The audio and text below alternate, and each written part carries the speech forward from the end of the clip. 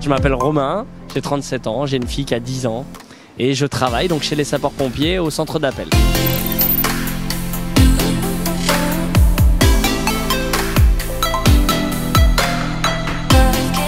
J'imagine les scénarios, je filme souvent avec de la famille ou des amis ou ma copine et après je fais le montage. Donc des fois ça se filme spontanément parce que j'ai l'idée sur le moment et puis parce qu'il y a l'environnement qui s'y prête et puis des fois faut un peu scénariser le truc, donc j'attends d'être dans un lieu spécial, d'avoir tout ce qu'il faut sous la main quoi. Influenceur c'est pas mon métier.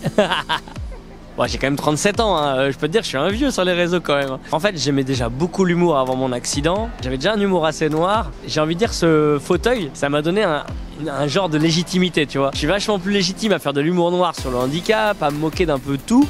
Maintenant, ça cautionne pas tout, attention, je fais attention quand même. Et les retours que j'ai, moi, c'est des personnes qui sont handicapées et qui savaient pas qu'il y avait plein de choses qui existaient, qui me disent mais attends, mais je savais même pas qu'on pouvait faire ça, et qui sont contents, tu vois, que quelqu'un leur montre que ça existe. Si on rend accessible à tous, c'est voilà, il y a pas de limite. C'est pas vous qui êtes pas fait pour le monde, c'est le monde qui est pas adapté à vous, c'est tout. Et moi, un restaurant, je suis comme tout le monde, je peux aller y manger, hein.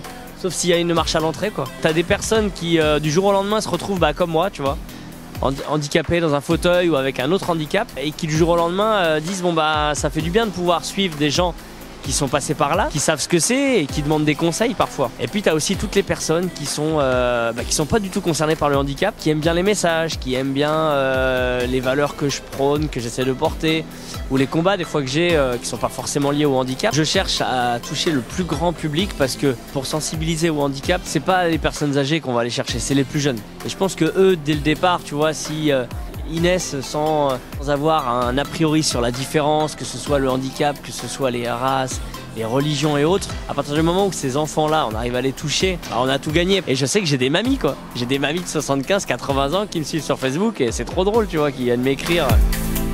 En fait, c'est aussi une phrase qui existe et on se rend pas compte de la chance de ce qu'on a jusqu'à ce qu'on le perde. Et effectivement, c'est vrai. Moi, je dis souvent, tu sais, aux enfants dans les écoles, je leur dis quand les enfants, ils râlent un peu à l'école, ils veulent pas courir dans la cour. Oh, courir, c'est chiant. Mais je dis, mais profite.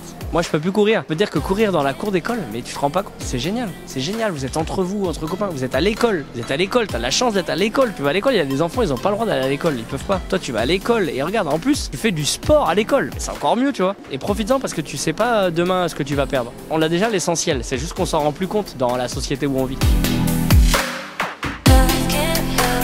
La fille de Roro Costaud. J'étais dans le ventre de sa maman quand j'ai eu mon accident. Elle m'a toujours connu en fauteuil, donc c'est vrai que dès qu'elle est née, elle avait son papa qui avait ses difficultés, qui n'avait pas ses mains pour bien faire comme tous les papas. Donc elle a appris à grandir avec le fauteuil. Plus jeune aussi, au début de mon accident, j'ai passé beaucoup de temps avec elle parce que j'avais pas repris le boulot, j'avais pas de voiture, donc je restais beaucoup à la maison avec elle. Donc c'est vrai qu'on a été vraiment collés dès le départ pendant très longtemps. C'est grâce à elle que je me suis sorti vachement plus vite avec mon accident, que j'ai appris à grandir.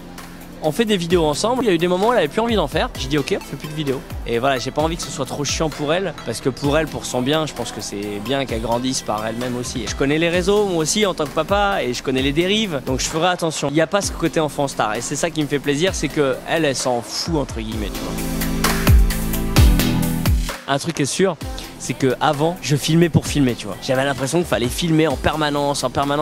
Maintenant, je me filme si j'ai quelque chose à dire. Avant, vraiment, j'avais l'impression qu'il fallait faire au moins 20 stories par jour si tu voulais exister. En fait, pas du tout. N'importe quoi. Si tu as quelque chose à dire d'intéressant, dis-le. Maintenant, si t'as rien, dis rien, c'est mieux. Ça sert à rien. Tu vas perdre ton temps. Tu vas faire perdre ton temps à quelqu'un qui s'en fout et puis qui va finalement switcher. Enfin, on peut très bien gagner notre vie grâce au réseau. Moi, demain, si je voulais, je pourrais en vivre. Maintenant, j'ai pas envie. J'ai vraiment de la chance. J'ai vraiment une super communauté.